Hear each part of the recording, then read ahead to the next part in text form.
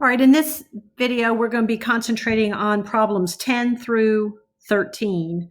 What's going on in these problems is there's variables under the radical that you have to consider. And so like the first problem, problem number 10, it was a square root. You were doing the square root of 216 x to the 9th. So you remember how we would take the 216, the number, and just start trying to do a factor tree? So you can do that. It's got a lot of factors, so it's going to take me a minute. And I wound up with 2 occurred 3 times and 3 occurred 3 times. So this was broken down into 2 times 2 times 2 times 3 times 3 times 3. All right, well, you haven't dealt with a variable under the radical before, but it kind of works in a similar way. You're not going to ever break down the 9, really. You're really thinking about what x to the 9th really means back in chapter 4.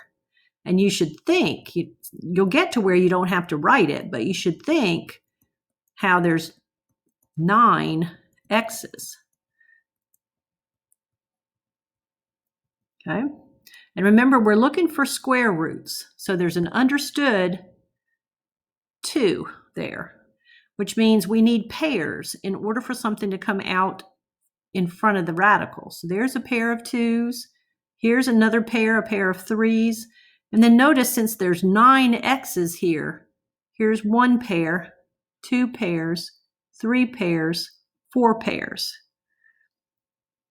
And so we wind up then having the radical with a 2, a 3, and then we have 1, 2, 3, 4 x's, which would be x to the 4th power out in front. And then you see what we're going to have underneath, 2 times 3, which is 6, and then a leftover x. Okay. And so we wind up with a final answer that just happens to have a 6 out in front and a 6 underneath. Okay. So we wind up having 6x to the 4th square root of 6x as the final answer. Okay. All right. Well, I want to try a cube root problem. All right. So we're going to look at number 11. And then I want to do another cube root right after that. Okay. So let's look at number 11. And that one was the cube root of 64, also an exponent of 9, but it was k to the 9th. Okay. So again, you can take your 64 and start breaking it down. Okay. And you wind up having 6 2s, don't you? See that? 6 2s. All right, so that's the 64. It's 6 2s. Okay, I'm going to need more room. I'm going to move that down just a little bit more. Okay. So it's going to be 2 times 2 times 2, 6 times. And then you don't always have to write this out, but I think it might help you on this one to kind of understand it. There's 9 k's multiplied together. So think about that. Okay, and of course, if that number was so big that we couldn't really write it, we could still use this concept. All right, we're trying to do a cube root. So see how the index now is a 3? Up here it was a 2. When it was a square root, you looked for pairs of factors. When it's a cube root, you need a group of 3. Isn't that cool? So there's one group of 3. Here's another group of 3 like items. And then here's a group of 3, another group of 3, and another group of 3. Okay. So that means that I'm going to be able to bring out a 2, another 2, and then k to the 3rd, because I'll be able to bring out a k from each of those, and that's going to give me k to the 3rd. So I wind up with a 4k to the 3rd, and then there's really nothing left. See how everything was in a group of 3? And so this one happened to be a perfect cube, and it turned out to be 4k to the third. Okay. All right, now we're going to look at, well, what happens when we have a problem like number 13. Let's do 13, then we'll come back and do 12. And then that'll be it on this video. Okay, so look at 13. On that one, we're dealing with cube roots. So I wanted you to get the hang of that again. And it was a negative 27, a to the 8th, b to the 5th power. Okay? So one of the things I want you to realize is that that negative we're going to do something about, but it's not going to be an I. See, we're going to take and think about that negative, the cube root of that -1, right off the bat, and then the rest of the problem we'll deal with later. Okay? So what I want you to realize is the cube root of -1 means what times itself 3 times would give us a -1, and it turns out -1 times itself 3 times would give you a -1. So this will be -1. And then what we're going to do is work on taking the cube root of 27, a to the 8th, b to the 5th. So here's where you'd want to think or actually write the factors. So 27 is 3 times 3 times 3. And the 8 on the a means you got 8 of these. And then 5 b's. Right? Because b to the 5th just means b times itself 5 times.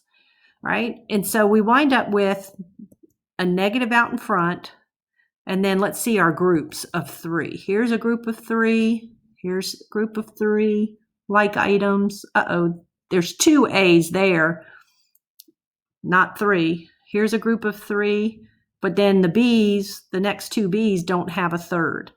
So let's see then. You'll be able to bring out a 3. And then 1, 2 A's. So that'll be A squared. You'll be able to bring out a B. Just one of them. But you see underneath, you'll still have these 2 A's, which would be A squared, and these 2 B's, which would be B squared. And so your final answer on that one is -3 a to the 2nd b cube root of a squared b squared. You don't have enough to pull out any more letters from underneath there. And this would be your final answer. All right, so just a little more on this. I want you to note that if you have a negative under a cube root, that's just -1. But if you have a negative under a square root, which remember doesn't have to have the 2 in it, that equals I. Okay, that's imaginary. So cube roots, 5th roots, 7th roots, you just get a -1. But if it were square root, 4th root, or something like that, you would get imaginary numbers. All right, let's go back, and on this video, let's finish up by looking at number 12, which is square root again. And underneath the radical, we have 200 k to the 11th, q to the 10th. Okay, now those numbers are getting kind of big to where you might not want to have to write them all out. Okay, so you could, though. You could take the 200 and break it down. Some people would stop there because 100's a perfect square. Others feel more comfortable continuing until it's completely in its prime factored form. Okay.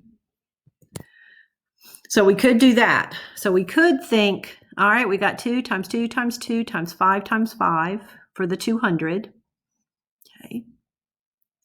And then you could think about the fact you have 11 Ks. And not just think about it, you could actually write it out.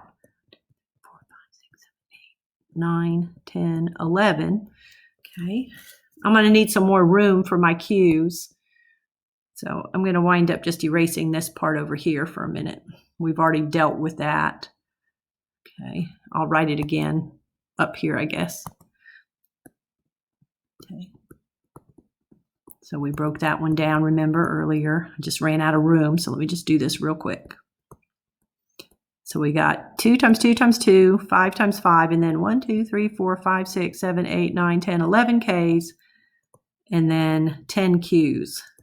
But you can see, if I made those numbers big enough, 7, 8, 9, 10.